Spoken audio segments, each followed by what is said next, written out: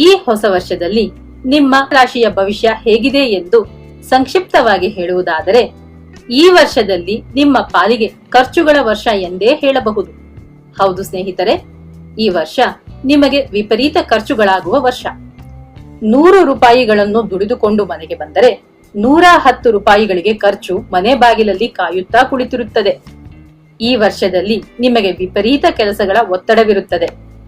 ನಿಮ್ಮ ಕೆಲಸ ಮಾತ್ರವಲ್ಲದೆ ಬೇರೆಯವರ ಕೆಲಸಗಳನ್ನು ಮೈಮೇಲೆ ಎಳೆದುಕೊಂಡು ಮಾಡಬೇಕಾದ ಅನಿವಾರ್ಯತೆ ಬರುತ್ತದೆ. ಅಂದುಕೊಂಡ ಕೆಲಸಗಳು ಯಾವುದೂ ಸರಳವಾಗಿ ಆಗುವುದಿಲ್ಲ. ಪ್ರತಿಯೊಂದು ವಿಷಯಕ್ಕೂ ಸಾಕಷ್ಟು ಅಲೆದಾಡಬೇಕಾಗುತ್ತದೆ. ಹಾಗೆಯೇ ವರಮಾನವು ಹೆಚ್ಚಾಗಿರುತ್ತದೆ. ಜೊತೆಯಲ್ಲೇ ನಿಮ್ಮ ಅಭಿವೃದ್ಧಿಯೂ ಆಗುತ್ತದೆ. ಸರಕಾರದಿಂದ ನಿರೀಕ್ಷಿಸಿದ ಸಹಕಾರ ಸಿಗುತ್ತದೆ. ಆಸ್ತಿಯ ತಕರಾರು ಅಂತ್ಯವಾಗುತ್ತದೆ. ತಾಯಿಯವರ ಆರೋಗ್ಯ ಸುಧಾರಿಸುತ್ತದೆ. ಒಳ್ಳೆಯ ಮನೆಗೆ ವಾಸ್ತವ್ಯ ಬದಲಾಯಿಸುವಿರಿ. ಆರೋಗ್ಯ ಸುಧಾರಿಸುತ್ತದೆ. ಕೋರ್ಟ್ ಕೇಸುಗಳು ನಿಮ್ಮಂತೆ ಆಗುತ್ತವೆ. ಹಳೆಯ ಸಾಲಗಳು ಒಂದೊಂದೇ ಕಂತಾಗಿ ತೀರಿಸುತ್ತಾ ಹೋಗುತ್ತೀರಿ. ಪುಣ್ಯಕ್ಷೇತ್ರಗಳಿಗೆ ಹೋಗಿ ಬರುವಿರಿ. ಪ್ರಯತ್ನಿಸಿದರೆ ಮನೆಯನ್ನು ಕಟ್ಟುವಿರಿ. ಶುಭ ಕಾರ್ಯಗಳನ್ನು ನೀವೇ ಮುಂದೆ ನಿಂತು ನಡೆಸುವಿರಿ. ಗಂಡ ಹೆಂಡತಿಯರ ನಡುವೆ ಬರುವ ಸಣ್ಣ ಪುಟ್ಟ ಮನಸ್ತಾಪಗಳನ್ನು ದೊಡ್ಡದಾಗಿಸುವುದು ಬೇಡ. ಮಕ್ಕಳ ಜೊತೆ ಮೃದುವಾಗಿ ವರ್ತಿಸಿ.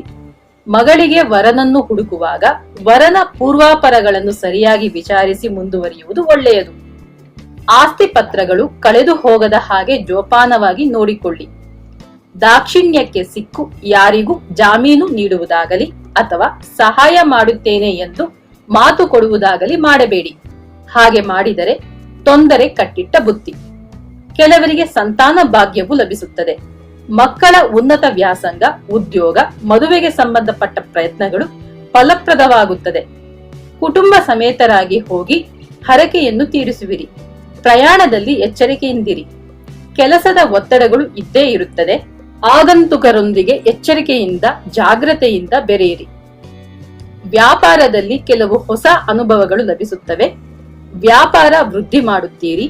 ಉದ್ಯೋಗದಲ್ಲಿ ಸಾಮರ್ಥ್ಯಗಳನ್ನು ಪ್ರದರ್ಶಿಸಲು ಹೊಸ ಅವಕಾಶಗಳು ಸಿಗುತ್ತವೆ. ಒಂದೇ ಸಮಯದಲ್ಲಿ 2-3 ಕೆಲಸಗಳನ್ನು ಮೈ ಮೇಲೆ ಎಳೆದುಕೊಂಡು ಕೆಲಸ ಮಾಡಬೇಕಾಗಿ ಬರುತ್ತದೆ. ಕೆಲಸದಲ್ಲಿ ಬಡ್ತಿಯನ್ನು ನಿರೀಕ್ಷಿಸಬಹುದು. ಹಳೆಯ ಸಂಬಳದ ಬಾಕಿ ಇದ್ದ ಹಳೆಯ ಸಂಬಳದ ದುಡ್ಡು ಕೈ ಸೇರುತ್ತದೆ.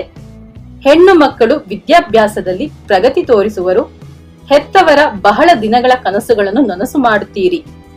ಗಂಡು ಮಕ್ಕಳು ಹುಡುಗಾಟಿಕೆಯನ್ನು ಕಡಿಮೆ ಮಾಡಿಕೊಂಡು ತರಗತಿಗಳಲ್ಲಿ ಪಾಠ ಪ್ರವಚನಗಳಲ್ಲಿ ಹೆಚ್ಚುವರಿ ಗಮನ ಹರಿಸುವುದು ಒಳ್ಳೆಯದು. ಕಲಾವಿದರು ವಿಮರ್ಶೆಗಳನ್ನು ಲೆಕ್ಕಿಸದೆ ಮುಂದುವರಿಯುವಿರಿ.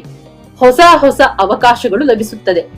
ಗುರುವಾರಗಳಂದು ಗುರು ಭಗವಾನನ್ನು, ಗುರು ಸ್ವರೂಪಿಗಳಾದ ರಾಘವೇಂದ್ರ ಸ್ವಾಮಿಗಳ ದರ್ಶನ ಪ್ರಾರ್ಥನೆ, ಶಿರಡಿ ಸಾಯಿಬಾಬಾ, ಶ್ರೀಧರ ಆಶ್ರಮದ ಪಾದುಕಾ ದರ್ಶನಗಳನ್ನು ಮಾಡಿ ಬರುವುದು ಉತ್ತಮ.